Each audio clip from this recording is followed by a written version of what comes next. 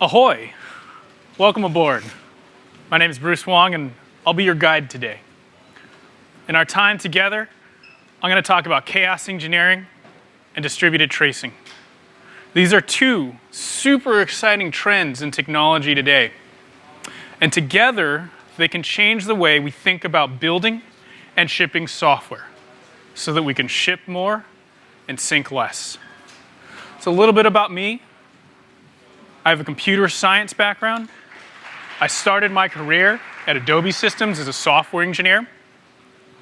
I grew up as a practitioner at Netflix, building large, massive scale systems. And I also founded the chaos engineering team at Netflix. And today, I'm leading Insight Engineering at Twilio. Each of these places, I've experienced the challenges, the pains of shipping software in a very fast-paced environment, while also trying to keep the site up. One of the observations that I've made over time in my career is that oftentimes these two things, availability and agility, are often at odds with each other. There's a tension. We always want to ship as much as possible, features, features, features. But we also need more reliability. Oftentimes, this can be tough. We're caught in the middle as practitioners and as developers. This talk is about how to take these two things that are seemingly at odds with each other, and with a few adjustments, some great tools, we can actually achieve both. And so our journey begins with a system. All systems start like this. They start simple. There's this one code base. It's really easy to reason about. And there's really only one thing to deploy. The complexity is very low. Sometimes this is even referred to as the monolith. And then we hire some people, and the code base grows, and it looks a lot more like this. So we have a shared code base. We have different components, but there's still one thing to deploy, and it's all coupled. And so it's still relatively easy to monitor and reason about. And then we're successful. We get more people, we build more features, and our code base really starts to look more like this. And the reality is our code base varies in size, in complexity, in shape, but we have more people, more code, and more features. And so I might have a very, very safe, small change in a minor part of the system. But because we're all shared, I might be coupled to deploy this with everything else. And so I either have the overhead of having to redeploy everything all at once and retest everything for a very small change, or I just have to wait, and my code just sits there not in production. In this type of architecture, we have long release cycles, we have long test cycles, we have coordination meetings about deployments, we even have full-time roles to do release management. That is a lot of overhead just to get your code to production. And then later we figure out, let's go to microservices. And so our system starts to look like this. With microservices, I can now deploy each of the pieces and components of my system independently of each other. And again, we have more people, more code, more features. This is great. But one of the challenges of microservices is that the macro complexity increases. There's a whole lot more surface to monitor, and there's a whole lot more things that can and do fail. These challenges either slow us down or sink us faster. It's like, imagine trying to drive really, really, really fast in the rain with limited visibility. This is what it's like to do microservices without tracing and without chaos. And so wherever you are on this journey, fear not, there's hope. In this land of microservices, distributed tracing and chaos are the tools that allow us to unlock the full potential of microservices. And so first, what is distributed tracing? Traditional monitoring allows us to measure and examine each individual component. like how many requests each component takes, system stats like CPU, memory, I/O, even error rates. But what it doesn't do is tell me how each of the components interacts with each other. Distributed tracing collects all of the information about the life cycle of a request. But let's be honest. This diagram here might be how things start off, but this is still a relatively easy system. I mean, the fact that I can fit it on like a quarter of the slide just tells us how simple it is. And over time, complexity increases. And so our system starts to look a lot more like this. And so the complexity of our system grows and grows and grows. And it's definitely a great thing and a good thing that I can deploy only my parts of the system independently of everyone else. Imagine trying to coordinate a deployment with this large of a surface. And so the challenge here now becomes it's really easy to lose sight of the bigger picture. I might be a developer and I might own just a few microservices. And while it's certainly better than the long test cycles, the long release cycles, the highly coordinated deployments, it's really, really challenging for me to understand how my services can impact the customer experience. I might own these 4 components and get lost in the sea of microservices deep in the system. Distributed tracing solves this. Distributed tracing helps me understand how my services fit into the larger system. You know, one of the things that Jeff talked about in the keynote, code is creative, really struck a chord with me. As developers, we're not just building code. As developers, we're building towards beautiful products. And so the beautiful pieces that we're working on emerge as we're building. In isolation, though, it's sometimes hard to see how our contributions can make sense.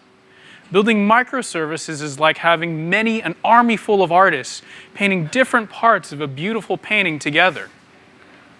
And so you have one team that specializes in the sky, another team that specializes in capturing the sand and the footprints, and another capturing the horizon.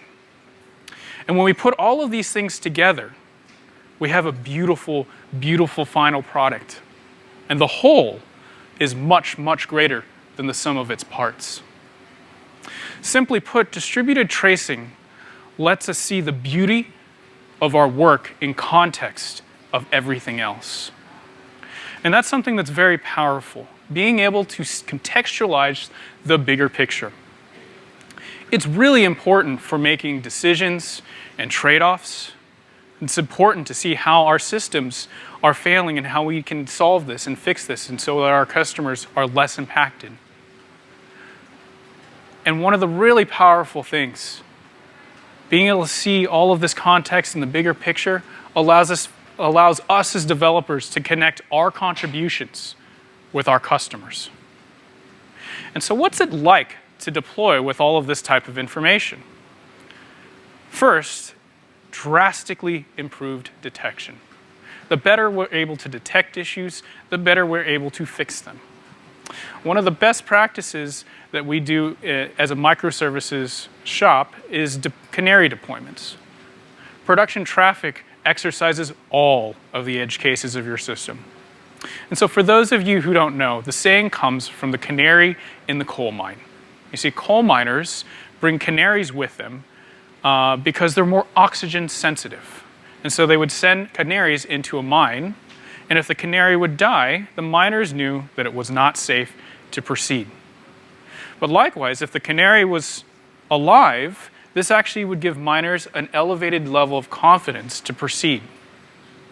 A canary deployment changes a single instance of our service before rolling everything out. And being able to see that canary in context of the greater system allows us to detect more issues. Conversely, we have a much higher level of confidence knowing that we can detect such issues. Next, we're able to actually fine-tune the system. Seeing the parts in context end to end allows us to fine-tune the performance, efficiency, and latency of our systems. And so this has resulted in a number of things when we rolled this out at Twilio. We were able to identify and eliminate unnecessary, inefficient calls. And so we found edge cases where we would call the same service multiple times unnecessarily. We found other opportunities to utilize parallel processing. And so, in short, this allows us to make our products better, cheaper, and faster. And so where do you get started with distributed tracing? First, it's opentracing.io. Opentracing.io is an open source tracing API that allows you to instrument your code in a vendor-agnostic fashion. Once you do that, you need to pick a tracing system to collect and view all of that data. And so if running open source software is your cup of tea, two projects that I'll point you towards is one is called Jaeger from Uber. This is in process of being open sourced this year. Another project is called Zipkin, and this is from the Twitter engineering crew.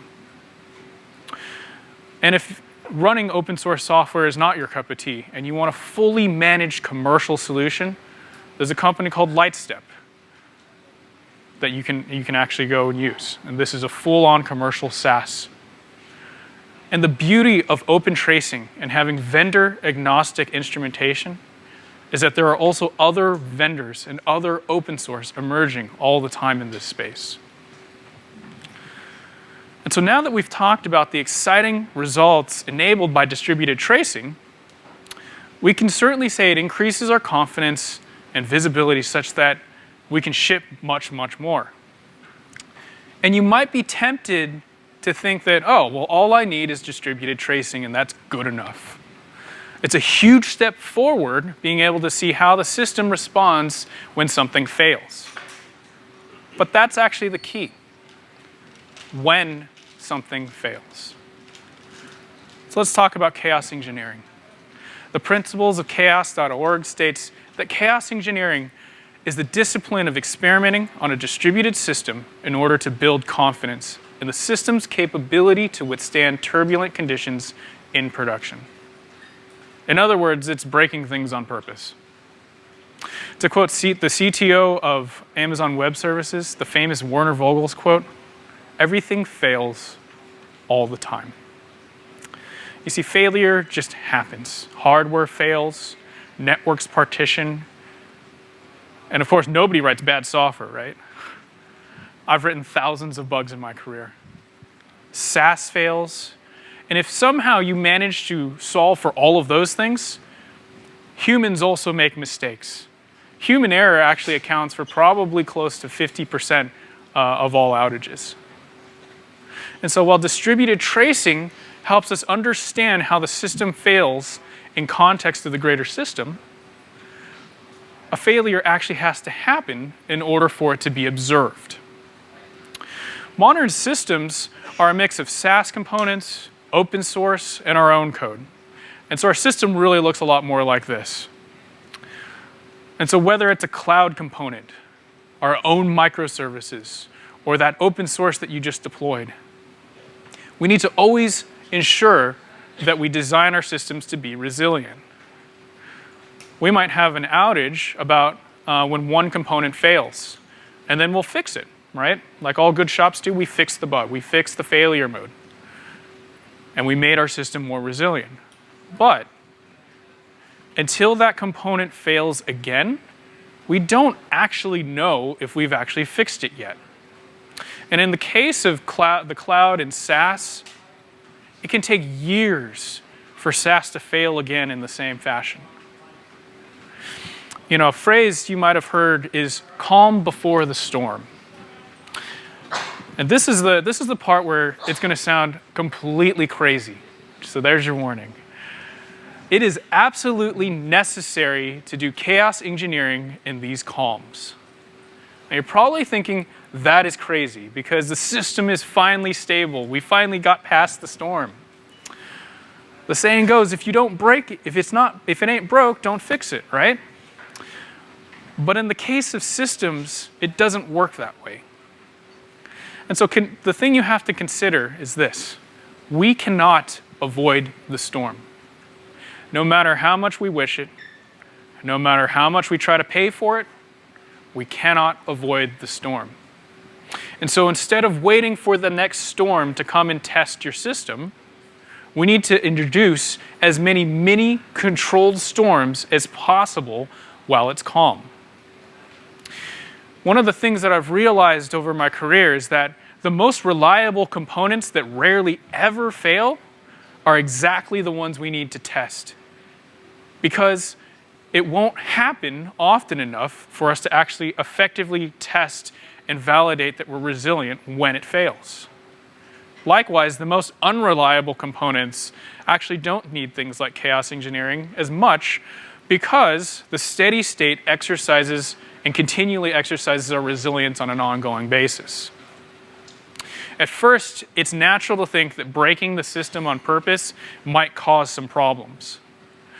To quote one of the thought leaders in the space, her name is Nora Jones, and she actually brought chaos engineering to her startup, Jet.com. Chaos doesn't cause problems, it reveals them. She's now at Netflix as a chaos engineer. And so let's talk about fault tolerance. Fault tolerance is the notion that we can make systems able to withstand failure. We talk about fault tolerance, and we even have a fairly well-known set of principles about it. And it's a relatively obvious thing at this point that we should try to make sure that our systems are resilient as much as possible. But I think there's actually a danger and misconception. There's a danger and misconception that this can actually be done. Fault tolerance is not just a checklist of things to do. It's not something you can check off and say, we're done.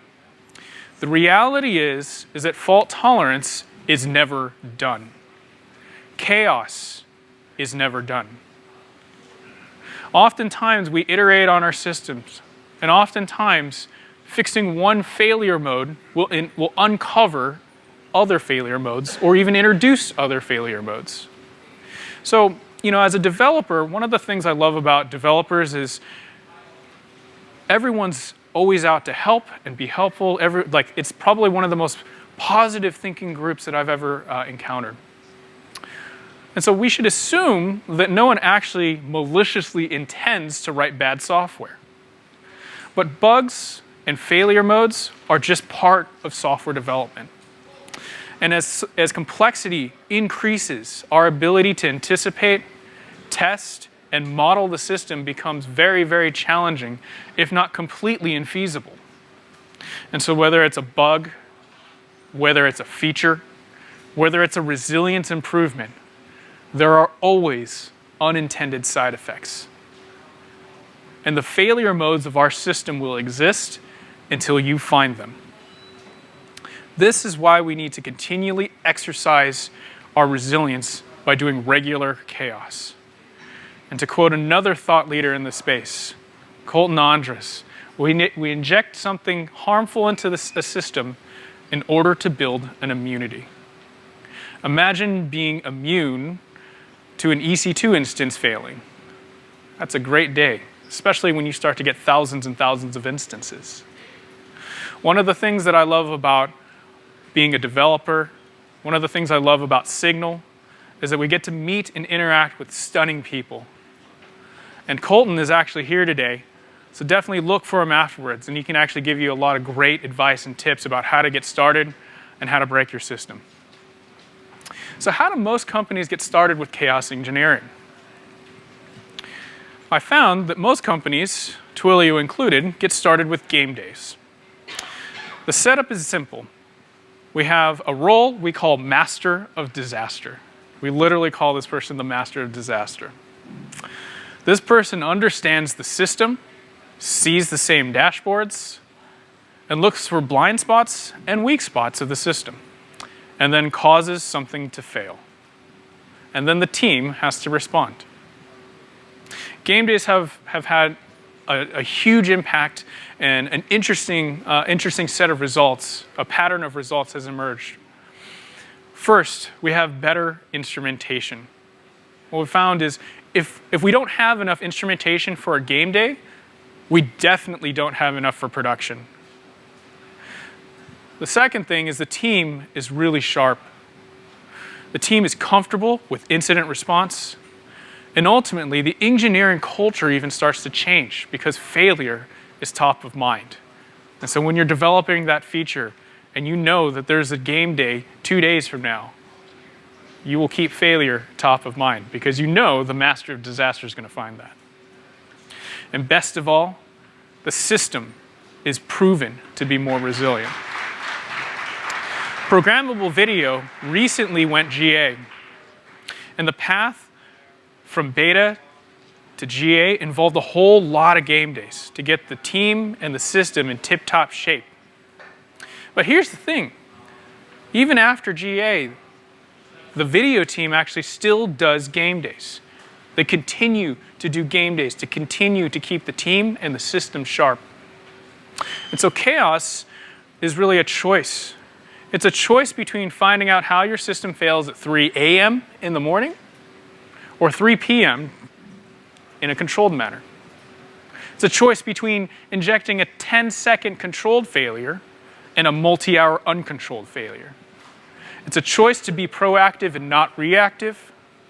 And it's a choice between letting your customers find out how your system fails and you finding out how your system fails. Failure will happen. Simply put, chaos allows you to experience failure on your terms. And so the practical ways to get started. It's not terribly hard to break things. We've all broken things. Here are some Unix command lines that you can use to break the system. I've put ellipses there on purpose so that you will do some research. Be very careful. Remember, you're breaking the system. Turning off servers, adding latency, causing network partitions, degrading I/O. These are all great things to try out. We've all heard about Chaos Monkey from Netflix. It's an open source project that you can utilize.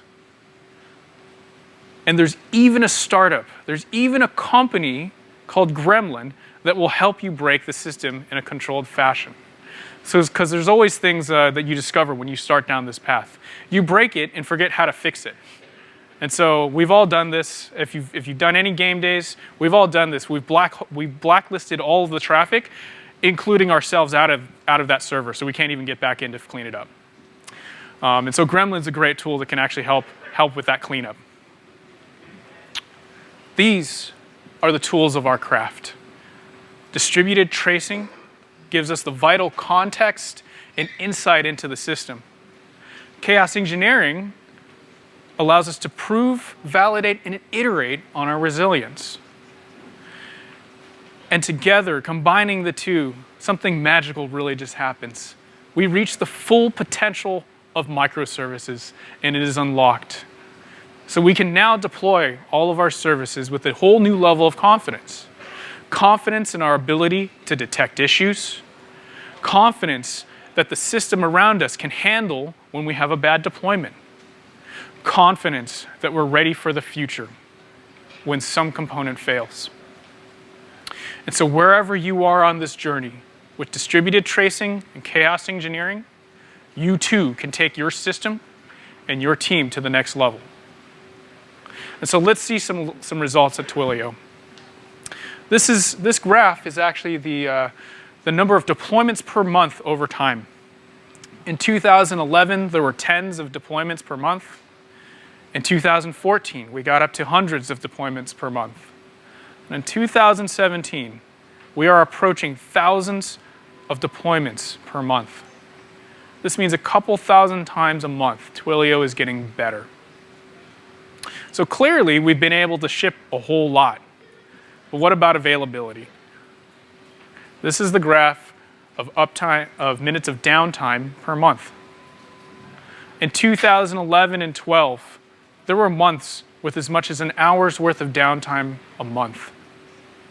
And when we're really, really honest with ourselves, in 2011 and 12, Twilio wasn't the quality that it needed to be. In 2015, 16, and 17, we're maintaining world-class uptime. And so as Twilio grows, more people, more code, more features, we will be able to continue to ship more and sink less. In closing, as you discover the land of microservices, may distributed tracing be the lighthouse to light your path, and may you use chaos in the calm before the storm. Thank you.